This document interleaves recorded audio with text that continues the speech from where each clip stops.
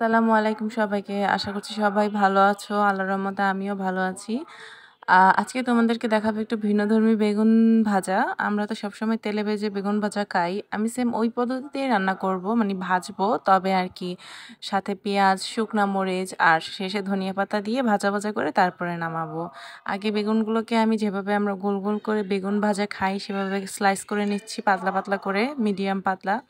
তারপরে আমি এটাকে ভালোভাবে তেলে ভেজে নেব। যেভাবে আমরা হলুদ, মরিচ, লবণ দিয়ে মেরিনেট করে ভাজি, ওইভাবেই ভাজবো নরমালি। তো ভাজার পরে আমি এটাকে একদম কড়কড়া ভাজা করব না, যেভাবে আমরা ভাজি খাই।